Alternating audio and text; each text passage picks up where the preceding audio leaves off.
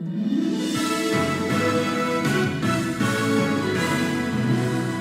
papel tienen los ángeles en la vida de las personas?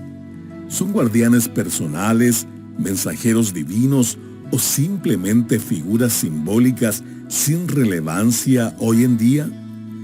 Bienvenido a Sabiduría para el Corazón con el pastor Stephen Davey en la voz y adaptación de Daniel Cuquín. En un mundo lleno de ideas confusas y mitos sobre los ángeles, es esencial volver a la palabra de Dios para descubrir el verdadero ministerio que se les ha encomendado. Hoy continuamos con la serie Ángeles, Demonios y otros seres espirituales. Le invito a abrir su Biblia para estudiar juntos este interesante episodio titulado Esclareciendo la misión bíblica de los ángeles. Bienvenido. William Shakespeare escribió en su obra Enrique IV que dos personas estaban conversando cuando una le dijo a la otra: «Yo puedo llamar a los espíritus de la vasta profundidad». A lo que el otro le respondió: «Yo también puedo. Y todo hombre puede también. Pero, ¿vendrán cuando les llames?». Desde Shakespeare hasta Hollywood, el público siempre ha estado y siempre estará fascinado con la posibilidad de un encuentro con un ángel u otro ser del mundo de los espíritus. El famoso escritor John Randolph Price enumeró lo que él considera un método seguro de 4 pasos para comunicarse con los ángeles, y dijo que en primer lugar debe inspeccionar su conciencia en busca de algo negativo o vergonzoso del pasado y echarlo todo sobre el amor de Dios dentro de usted. En segundo lugar, debe buscar rasgos negativos como celos, resentimiento e ira que están fuera de usted. En tercer lugar, debe entregar la mente, las emociones y el cuerpo al espíritu interior. Y en cuarto lugar, meditar. Habiendo hecho todo lo anterior, él le asegura que pronto tendrá su encuentro con un ángel. Él escribe: «En cierto momento verá una luz adelante y sabrá que se está acercando al ángel». Otro libro ofrece un método de 5 pasos para conseguir lo que usted quiere en la vida y explica la forma en que el mundo espiritual puede dárselo. Primero, debe tomar una decisión deliberada sobre lo que quiere. Segundo, tiene que comprometerse a conseguirlo. Tercero, debe visualizar la meta. Cuarto, debe darle gracias a la fuente de todo. Y en quinto lugar, debe liberar el objetivo al universo, para que luego pueda hacerse cargo y entregarle lo que le ordenó. Esta idea ya se ha convertido en toda una moda en las iglesias. Se llama la teología de la prosperidad, y se encuentra en muchísimas iglesias por todo el mundo. La única diferencia es que la iglesia inserta el nombre de Dios en los pasos 4 y 5. Primero, elige lo que quiere. Segundo, se compromete a conseguirlo. Tercero, visualiza la meta. Cuarto, le da gracias a Dios. Y en quinto lugar, se lo entrega a Dios para que Él pueda entregarle lo que usted ordenó. O sea, nómbrelo, reclámelo y Dios se lo va a dar. Y una de las formas en que Dios supuestamente lo va a hacer es a través de los ángeles. Ahora, todo esto puede sonar espiritual y usar vocabulario bíblico, pero esto no es nada más que avaricia, que egoísmo, que materialismo religioso. En realidad, querido oyente, esta es una doctrina de demonios y simplemente esclaviza a la persona a los ídolos del materialismo y la codicia en el nombre de Dios. Reduce a Dios a un simple genio cósmico que le concede sus deseos en cualquier momento que los desee de la manera correcta.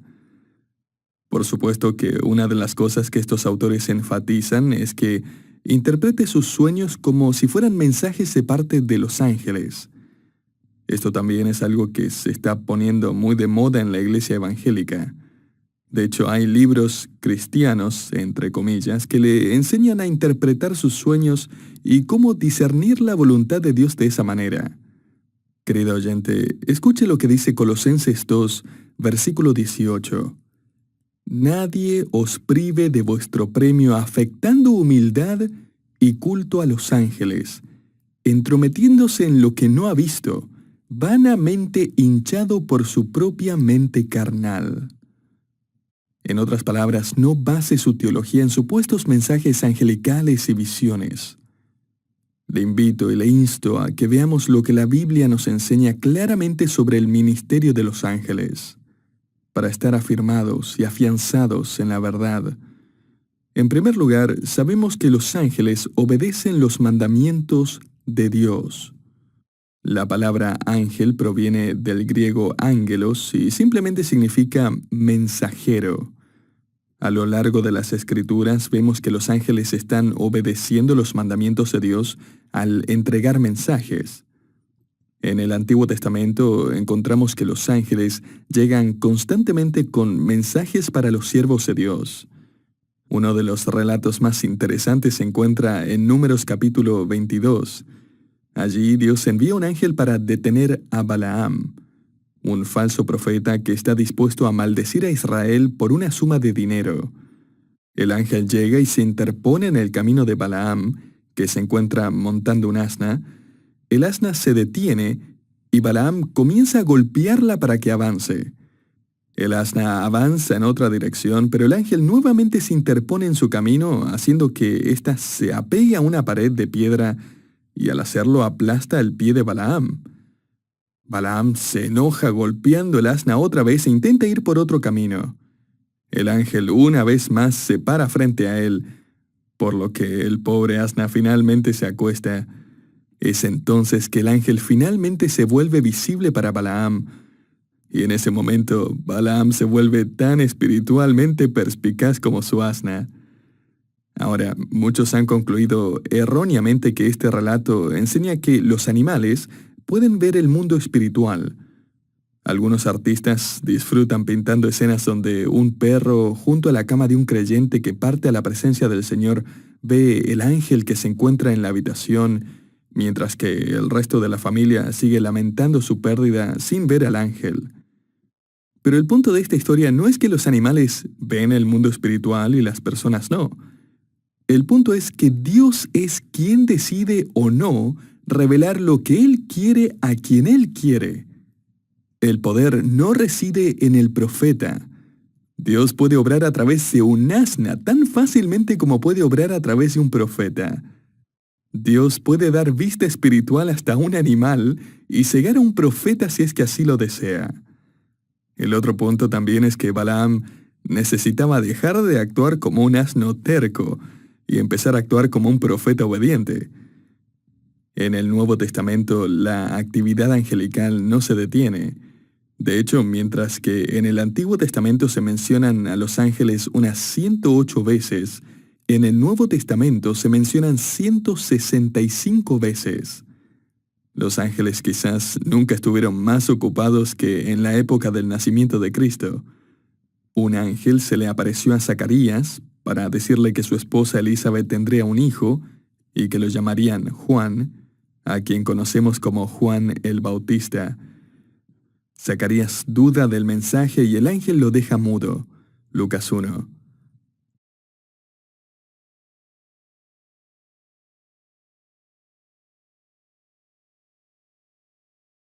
Entregó el mensaje a María de que ella, una virgen, concebiría por el Espíritu Santo y tendría un hijo. Ella creyó el mensaje instantáneamente, a diferencia de su pariente Zacarías.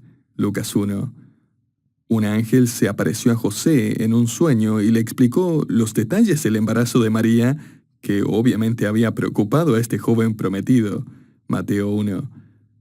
Un ángel se le apareció a un grupo de pastores que quedaron atónitos y atemorizados, y luego de pronto al ángel se le unieron decenas de miles de ángeles que empezaron a cantar que el Salvador acababa de nacer. Lucas 2. Un ángel le advirtió a José que huyera de Herodes a Egipto con María y Jesús, y más tarde el ángel le dijo a José que Herodes había muerto y que ya podía regresar a casa. Mateo 2. David escribió en el Salmo 103, versículos 19 al 21, Jehová estableció en los cielos su trono, y su reino domina sobre todos. Bendecid a Jehová, vosotros sus ángeles, poderosos en fortaleza, que ejecutáis su palabra, obedeciendo a la voz de su precepto. Querido oyente, es importante que recordemos que los ángeles no aparecen por los deseos de un ser humano, son enviados por la voluntad de Dios. Los ángeles no descienden por las oraciones especiales de un ser humano, descienden para los propósitos especiales de Dios. Sin embargo, los ángeles hacen más que solo entregar mensajes de parte del Rey del Cielo. En segundo lugar, los ángeles entregan los juicios de Dios. Por ejemplo, el Salmo 78, versículos 43 al 49, habla de las plagas de Egipto en Éxodo, y nos dice que cuando Dios puso en Egipto sus señales y sus maravillas en el campo de Zoán, y volvió sus ríos en sangre y sus corrientes para que no bebiesen, envió entre ellos enjambres de moscas que los devoraban y ranas que los destruían. 1 ball, no strikes on Barry Larkin. Larkin involved in his 10th All-Star game, and he's going to have to crank it up another notch to catch up with that fastball from Martinez. 1 ball, 1 strike. On 2-1, Larkin took it over the outside corner. 2 balls, 2 strikes. Looking at a 35-year-old shortstop in Barry Larkin that's still one of the game's best. Got him with a changeup and a good start for Pedro Martinez in the American League. Larry Walker, the MVP in the National League in 1997, last year's batting champion in the National League. Joe Torre, manager of the Yankees, in charge of selecting the reserves and the pitchers for this. Goodbye, Larry Walker. See you later.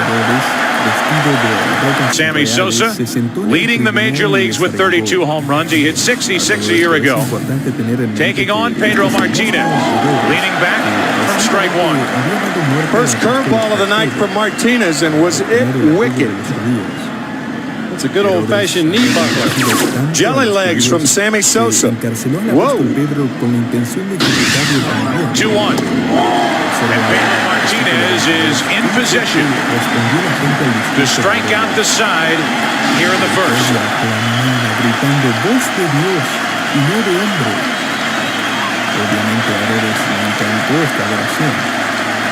Pero Dios tenía una lección que enseñar, así tenía un plan para proteger a la iglesia de que siguieran ejecutando a sus líderes por el mundo. Pedro Martinez used to pitch for the Montreal Expos. How many National League hitters are thinking right now? El ángel del Señor le hirió, por cuanto no dio la gloria a Dios, y expiró. Pero la palabra del Señor crecía y se multiplicaba. Probablemente esto hace referencia a que el ángel hizo que Herodes tuviera lombrices intestinales, que pueden crecer hasta una longitud de 25 a 35 centímetros de largo. Los grupos de lombrices intestinales pueden obstruir el intestino, lo que puede causar un dolor intenso y aún la muerte. Y el juicio del ángel con gusanos es una imagen gráfica del tormento del infierno. Se nos dice en el Evangelio de Marcos, capítulo 9, versículos 47 al 48, que el infierno es el lugar donde el gusano de ellos no muere y el fuego nunca se apaga. La palabra traducida gusanos en Hechos 12 es la misma palabra que se usa en Marcos 9. Y quizás alguien podría decir, pero ¿cómo pudo un Dios amoroso idear un lugar de castigo tan terrible?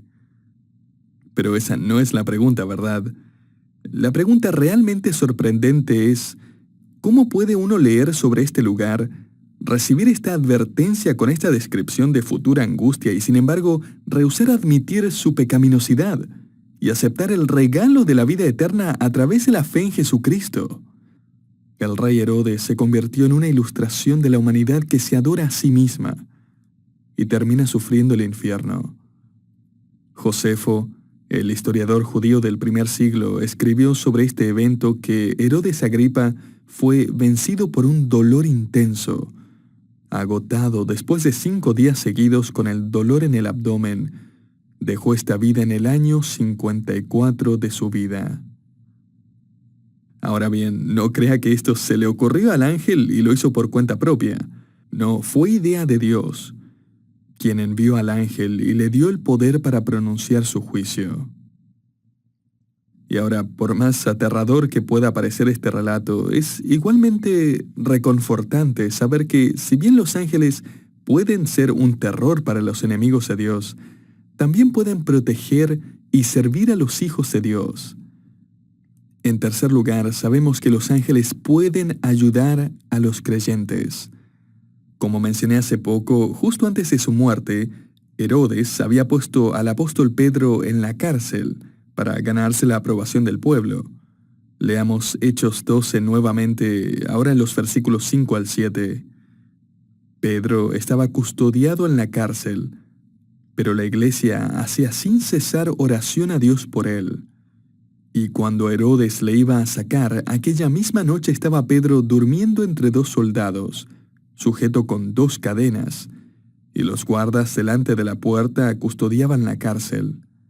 Y he aquí que se presentó un ángel del Señor, y una luz resplandeció en la cárcel, y tocando a Pedro en el costado, le despertó diciendo, «Levántate pronto». Y las cadenas se le cayeron de las manos. Ya me imagino a Pedro aturdido y frotándose los ojos. Continúe con los versículos 8 al 11, mientras el ángel le dice a Pedro, «Vamos, Pedro, vístete, vamos». Le dijo el ángel, «Cíñete y átate las sandalias».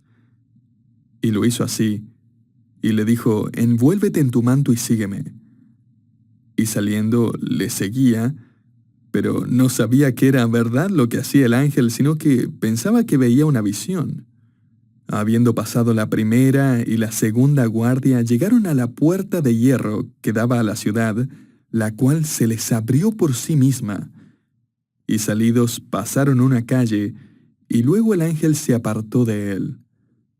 Entonces Pedro, volviendo en sí, dijo, «Ahora entiendo verdaderamente que el Señor ha enviado su ángel y me ha librado». Fascinante, ¿no le parece? Ahora, Pedro no es el único en esta historia que se tarda un poco en darse cuenta de lo que está pasando. Mientras Pedro estaba en la prisión, los creyentes estaban en una reunión de oración, sin duda rogando que el Señor librara a Pedro. Mire ahora los versículos 12 al 16. Pedro llegó a la casa de María, la madre de Juan, el cual tenía por sobrenombre Marcos, donde muchos estaban reunidos orando. Cuando llamó Pedro a la puerta del patio, salió a escuchar una muchacha llamada Rode, la cual, cuando reconoció la voz de Pedro, de gozo no abrió la puerta, sino que corriendo adentro, dio la nueva de que Pedro estaba a la puerta. Y ellos le dijeron, «¿Estás loca?» Ya me los puedo imaginar diciendo, «Shh, estamos tratando de orar por Pedro, niña. No nos interrumpas con esa historia alocada». Bueno, veamos, ¿dónde estábamos? Ah, sí. «Y Señor, ayuda y libera a nuestro hermano Pedro». Volviendo al pasaje, pero la niña aseguraba que así era. Entonces ellos decían, «Es su ángel». Mas Pedro persistía en llamar, y cuando abrieron y le vieron, se quedaron atónitos. Escuche, querido oyente, si alguna vez llega a creer la falsa enseñanza de que Dios solo responde las oraciones que se oran con una fe inquebrantable, lea este texto varias veces.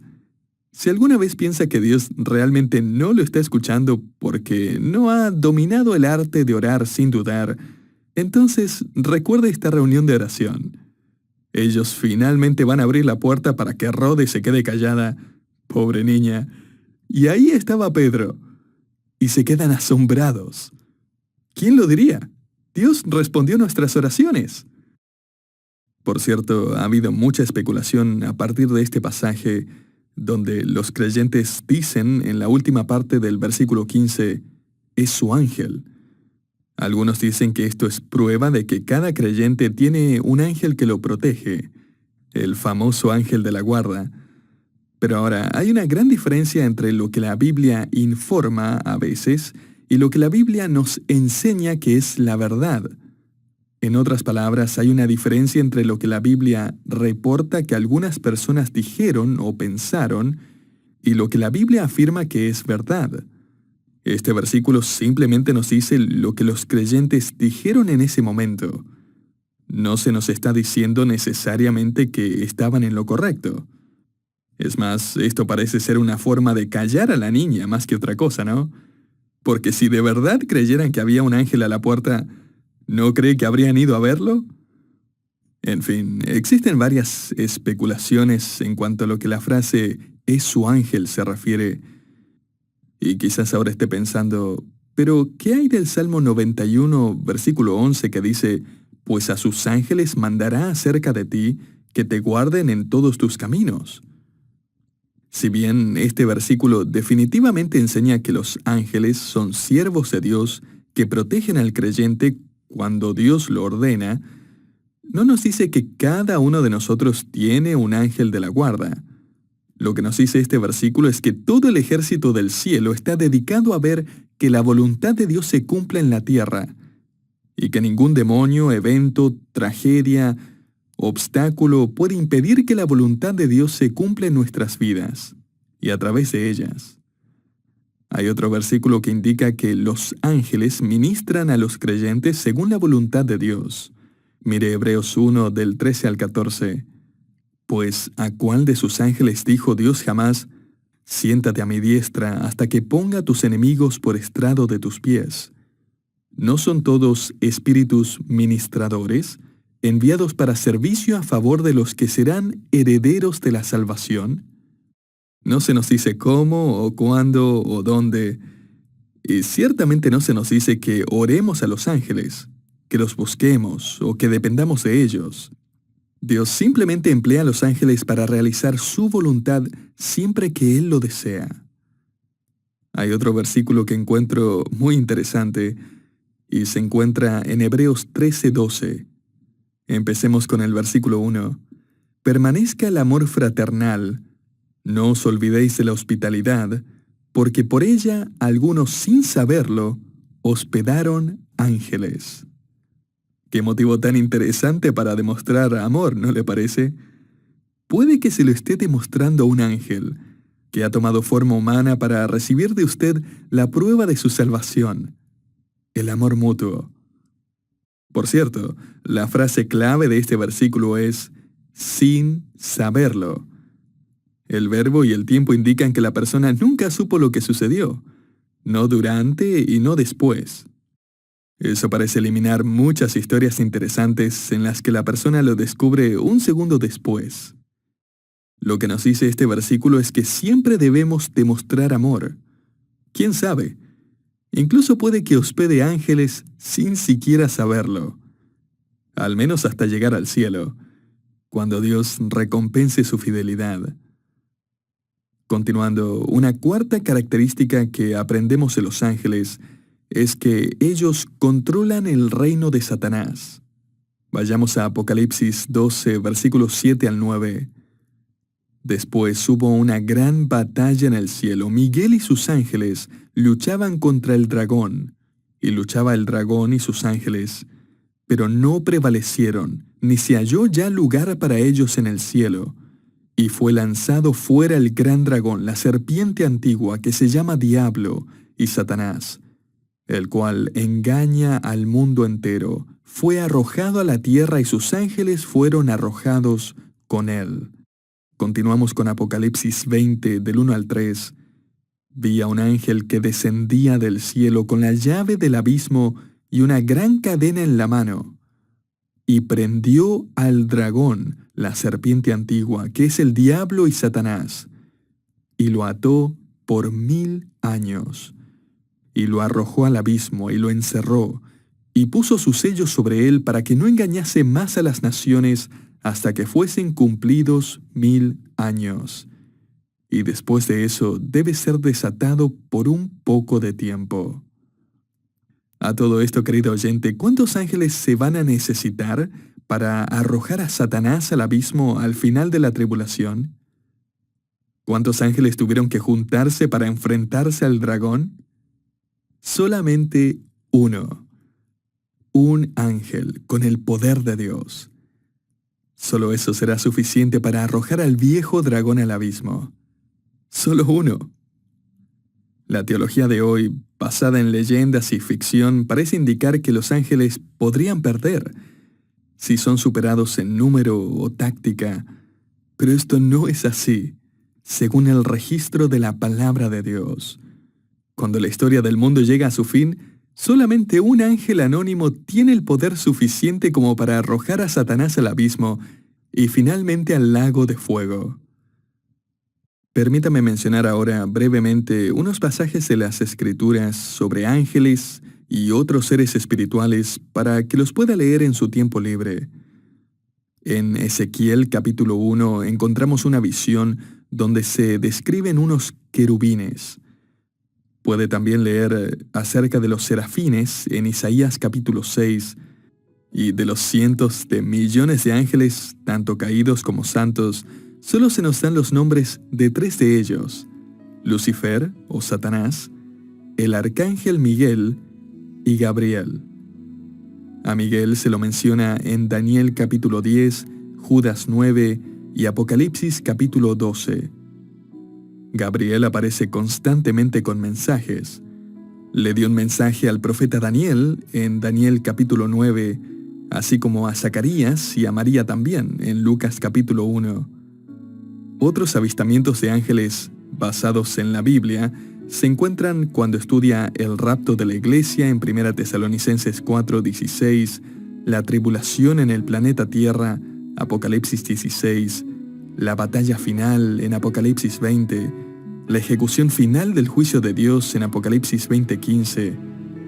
Y podría continuar, pero el tiempo se nos ha acabado, así que permítame finalizar con 3 pensamientos sobre los ángeles. Primero, el servicio de los ángeles es en gran parte invisible para el cristiano. Segundo, la obediencia de los ángeles es absolutamente ejemplar para el creyente. Y finalmente, la victoria de los ángeles ha sido totalmente garantizada por Dios. En nuestro próximo programa comenzaremos a estudiar más sobre los ángeles caídos y el reino de los demonios. No se lo pierda.